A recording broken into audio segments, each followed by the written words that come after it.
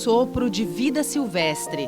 Parque Nacional Waikambas Lampung, na Indonésia. Os funcionários do parque comemoram o nascimento deste raro filhote de rinoceronte de Sumatra. O bebê, ameaçado de extinção, é considerado o menor e mais peludo das 4 espécies de rinocerontes do mundo. A mãe Ratu, de 23 anos, nativa da região, e o pai Andalas, de 22 anos, trazido de um zoológico norte-americano, vivem juntos no parque. No mundo todo, restam menos de 100 rinocerontes de Sumatra, incluindo a recém-nascida. A filhote é um sinal de esperança em um mundo à beira da 6ª extinção de espécies.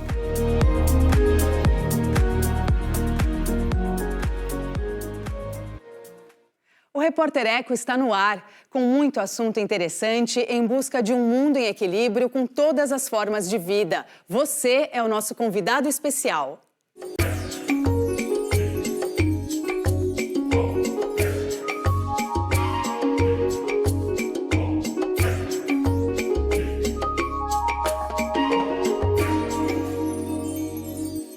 Veja as reportagens de destaque do programa de hoje. Pesquisa feita por uma rede de ONGs revela que 30% dos jovens consultados não sabem em qual dos 6 biomas brasileiros vivem.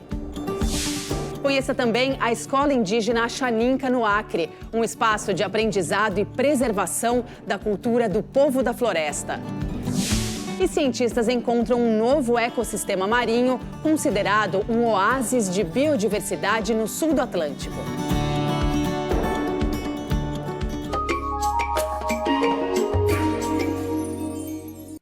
Uma pesquisa feita por rede de ONGs relaciona juventude, mudanças climáticas e meio ambiente.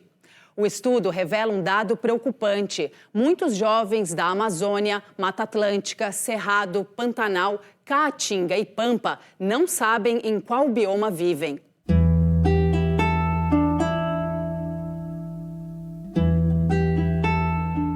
No nome, o pernambucano Matheus Torres, 28 anos, traz a homenagem do pai a um jogador alemão.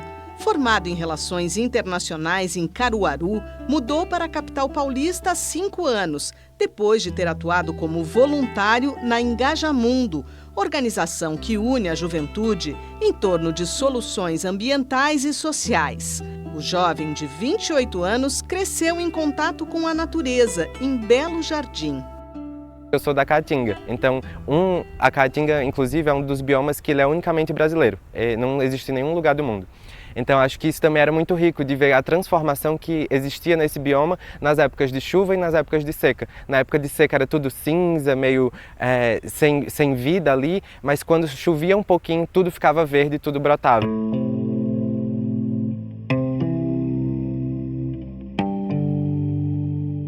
Matheus é secretário executivo do Em Movimento, uma aliança de organizações que trabalham com jovens criada há 10 anos, em parceria com a Rede de Conhecimento Social, Engajamundo, Instituto AICA e a Rede Uma Concertação pela Amazônia, realizou a inédita pesquisa JUMA, Juventudes, Meio Ambiente e Mudança Climática.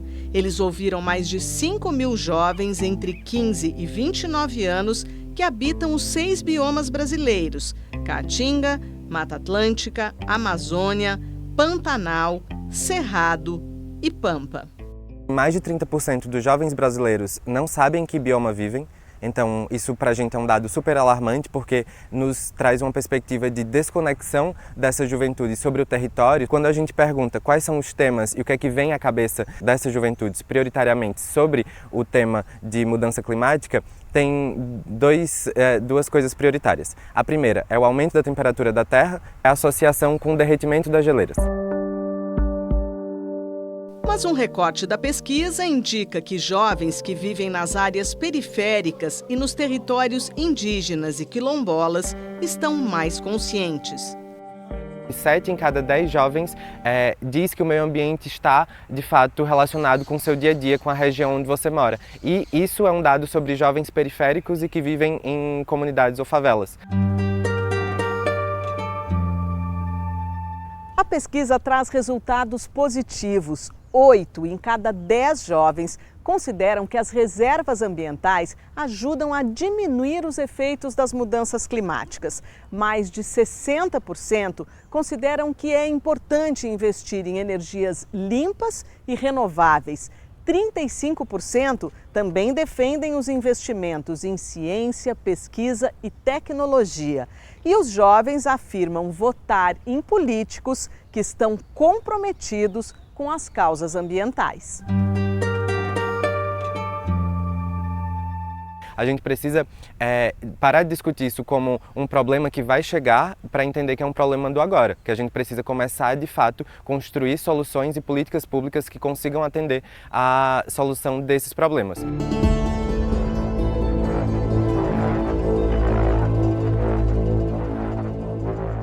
A pesquisa gerou um documento com recomendações. O foco é a educação ambiental nas escolas e envolvendo organizações da sociedade civil. É sugerida a criação de um Conselho de Juventude sobre mudanças climáticas junto ao governo federal. E eles pedem investimentos em políticas de adaptação e mitigação dos efeitos delas. A gente não pode falar sobre mudança climática sem levar em consideração a cosmovisão dos povos indígenas que a gente tem no Brasil. Ali também a gente entende que estão as soluções para as problemáticas socioambientais. Para a juventude ouvida na pesquisa, agir é urgente. Eu acho que a gente, tendo acesso aos exemplos de boas práticas e de bons exemplos de juventude se engajando nos processos, de lutando por um mundo melhor, isso também fica equilibrado com um coração cheio de esperança.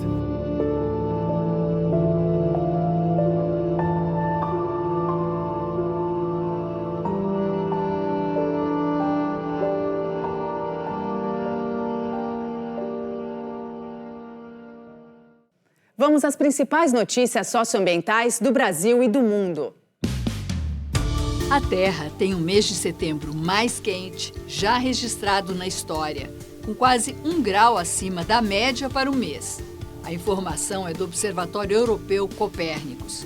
A temperatura global de janeiro a setembro de 2023 já está 1,4 graus Celsius superior à média da era pré-industrial, dos anos 1850 a 1900. A crise climática e a degradação ambiental causadas pela ação humana ameaçam de extinção 41% das cerca de 8.000 espécies de anfíbios conhecidas no mundo. A avaliação é da União Internacional para a Conservação da Natureza. No Brasil, 8 estados do Norte e do Nordeste batem recorde de seca nos últimos 40 anos. A falta de chuva atinge principalmente o Amazonas, Pará, Acre, Amapá, Maranhão, Piauí, Bahia e Sergipe. Os dados são do Centro de Monitoramento e Alertas de Desastres Naturais, o CEMADEM, ligado ao governo federal. A seca severa na floresta amazônica compromete a navegação nos rios, causa a morte dos peixes e isola comunidades locais.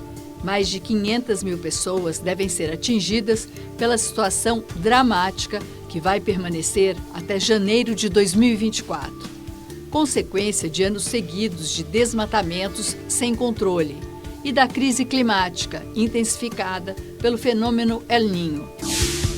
O ICMBio, Instituto Chico Mendes de Conservação da Biodiversidade, investiga a morte de mais de 120 botos em rios do estado do Amazonas.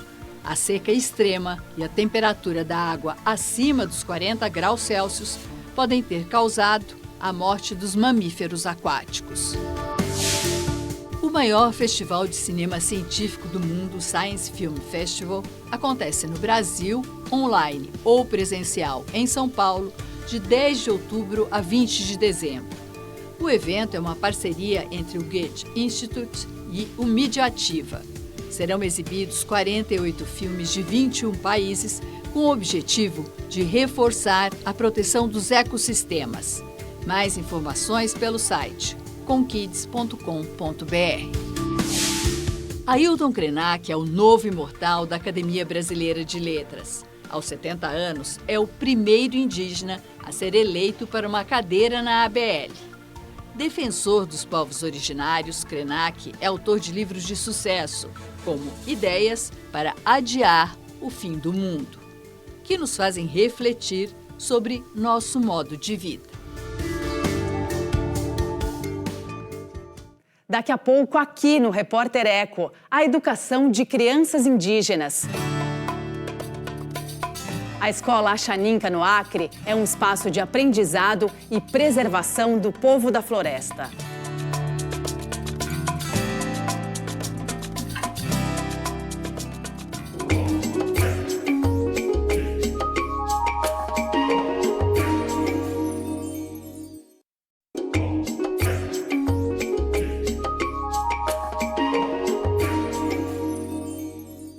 O aprendizado das crianças na Escola Indígena do Povo Axaninca, no Acre. Veja na reportagem de Laís Duarte, produzida em parceria com o Amazon Rainforest Journalism Fund e com o Pulitzer Center.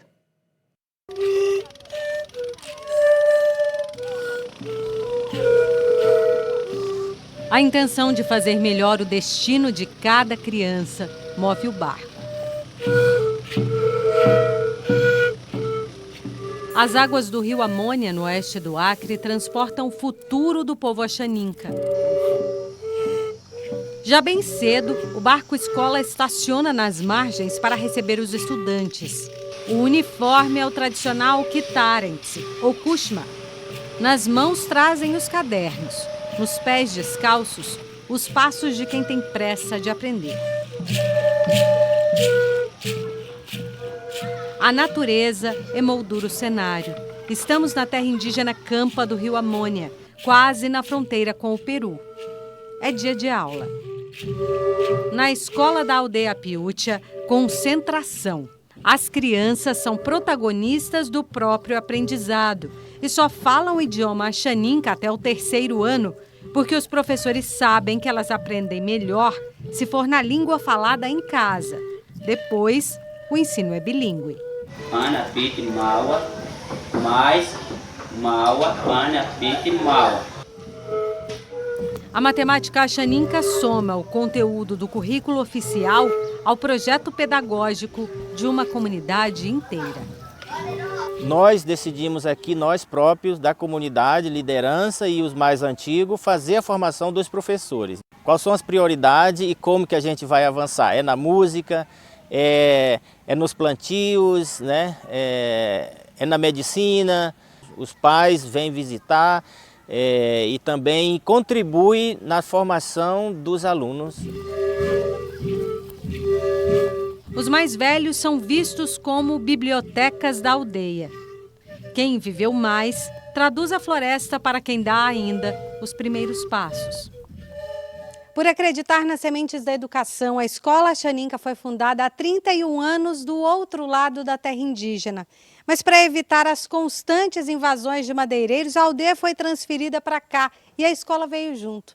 Assim como a certeza de que as lições muitas vezes são aprendidas fora da sala de aula. A merenda é colhida na hora, fresquinha. Também é parte das lições aprender cedo como fazer as flechas, como plantar floresta. Sempre a gente pensou, de nossa educação, sempre a gente pensou de os futuros da criança para segurar, nossa organização, para segurar o povo, para de forma assim, de ter mais esse conhecimento, seja de estratégico para o povo, para segurar o território, para segurar a cultura e para trazer o benefício que seja transformar em nosso projeto de nossa realidade. E pensar que tudo começou em um pequeno espaço. Isaac Pianco foi o primeiro professor. A cultura do povo Axaninca, ela tem uma relação muito forte com a natureza, né? Com o que você está convivendo no dia a dia, com a alimentação, né? Com as vestimentas, né? Com as artes, com a cultura, com a música, né? A linguagem, né? Então, eu acho que a partir de uma política muito forte, você consegue permanecer e fortalecer. Quando a aula acaba, é hora de correr para ser criança.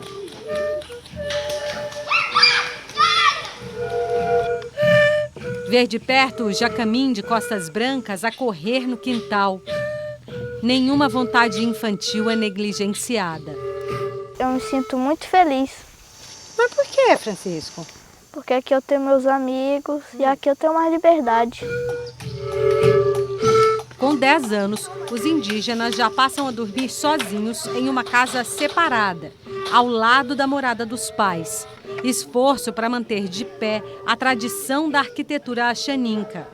Cada casa é erguida em mutirão com a mesma técnica secular que herdaram dos antepassados.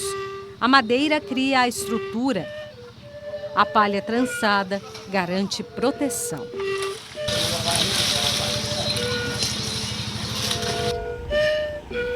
Sem paredes, altas e abertas para o mundo. É que para esses indígenas o que importa mesmo nunca está dentro de casa, e sim do lado de fora. A gente faz tudo para não ter um monte de coisa, para não ter dificuldade de viajar, de andar e nem de deixar a casa para trás. A gente tem a casa nossa, é o nosso território. Cada casa que você faz, você está passando para o seu filho uma técnica, um aprendizado. Então isso é uma maneira de ensinar os filhos. Cada filho já começa a fazer suas casinhas desde cedo. Para o povo axaninca, semear a Amazônia é como ter a casa em permanente construção. É alimentar uma cultura que se funde com a natureza, como as águas do Amônia ao banhar a floresta. A gente trabalhar dentro do projeto de vida da comunidade. Esse aqui é o futuro dos jovens, né? A nossa resistência, assim, como axaninca, é muito forte, né? Eu acho que a gente sempre fala assim, enquanto existir uma família ou uma pessoa axaninca, nós vamos ainda lutar para continuar.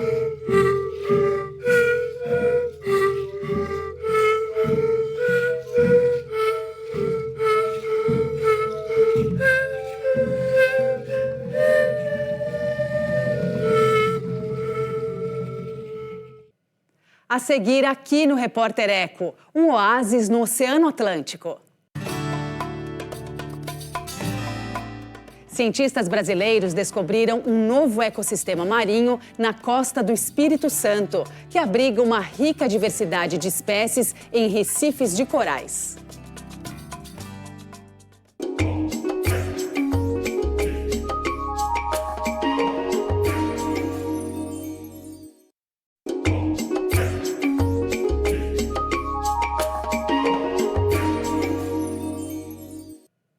Os oceanos cobrem cerca de 70% da superfície terrestre, mas são praticamente desconhecidos pela ciência. Em um mapeamento inédito, pesquisadores brasileiros encontraram um novo ecossistema marinho, um oásis de biodiversidade no sul do Atlântico, perto da costa do Espírito Santo.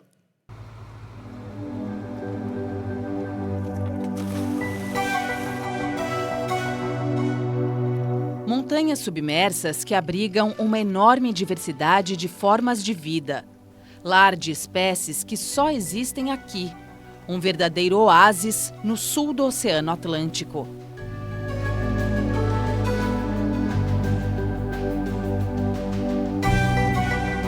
Pesquisadores brasileiros, em parceria com a Academia de Ciências da Califórnia e apoio da Fundação Grupo Boticário de Proteção à Natureza, realizaram um mapeamento inédito sobre a biodiversidade da cadeia Vitória Trindade, a cerca de 1.200 quilômetros da costa do estado do Espírito Santo.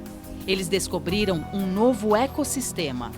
E a gente olhava o mapa, né, apontava aquela cadeia de montes submarinos, e nós ficávamos nos perguntando se aquela cadeia estava influenciando na colonização, né, das espécies, que as espécies estavam usando a cadeia Vitória Trindade como trampolins até chegar na Ilha da Trindade, ou se aquilo, na verdade, era um filtro, existia algum tipo de filtro que não permitia que todas as espécies chegassem até lá. E com isso, muitas populações estavam evoluindo ali em isolamento.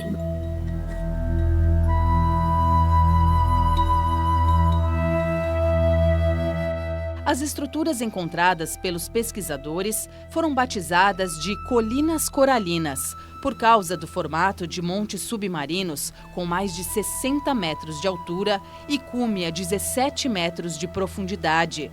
São constituídos principalmente por extensos recifes de coral e algas calcárias denominadas coralinas. O local é fundamental para a manutenção da vida marinha em toda a região e assegurar os recursos pesqueiros.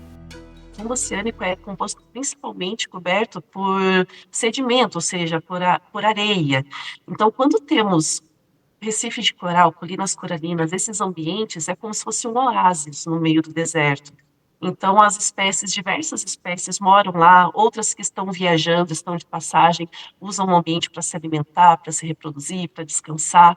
E é super interessante pensar que 1% do fundo é coberto por ambientes recifais e 25% de todas as espécies marinhas fazem uso desse ambiente. Então, só para a gente ver quão grande é a sua importância.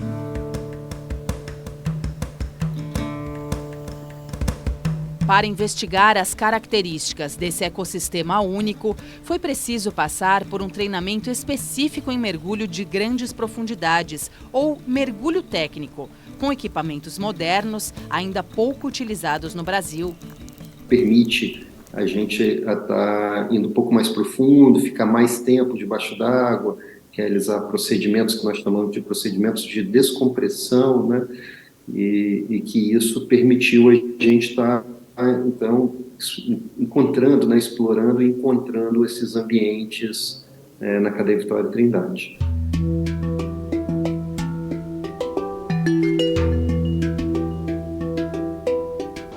Os oceanos são considerados um gigantesco laboratório vivo, mas ainda permanecem um mistério. Os ecossistemas marinhos abrigam a maior biodiversidade do planeta. Ainda assim, de acordo com a Organização das Nações Unidas, 80% do fundo do mar são desconhecidos pela ciência. A vasta extensão e as profundidades, que podem chegar a 11 mil metros, dificultam as pesquisas.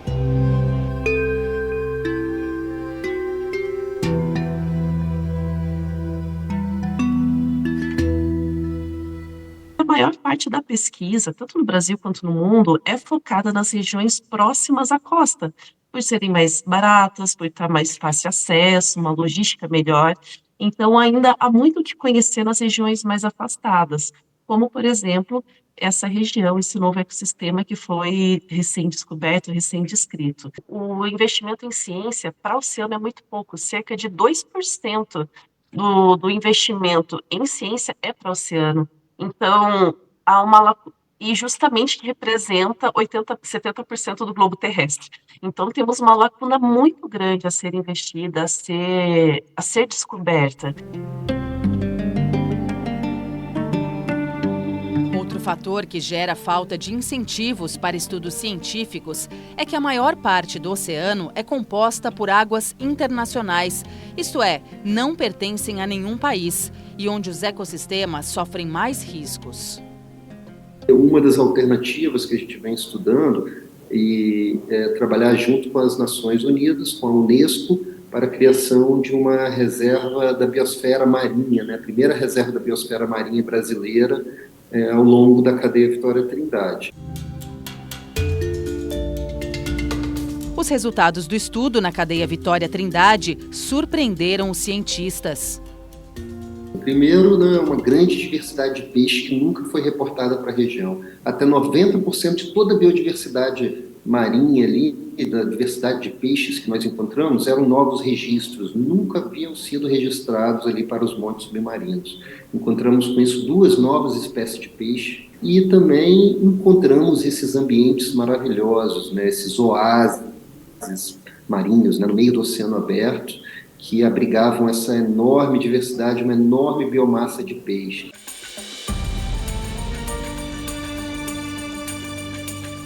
Embora tenham sido recém-descobertas, as colinas coralinas já sofrem pressões por atividades humanas, sobretudo a pesca descontrolada e a mineração dos topos dos montes para a produção de fertilizantes.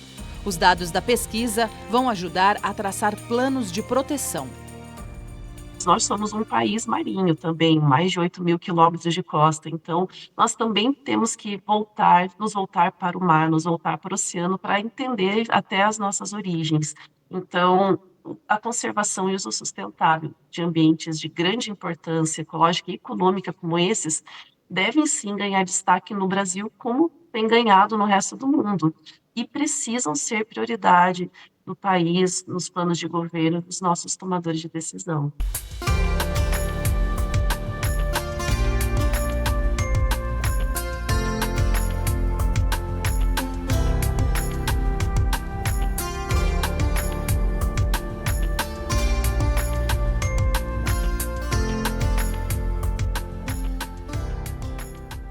Por hoje é só. A gente se encontra no próximo Repórter Eco com mais reportagens por um mundo melhor e mais digno para todos. Até lá!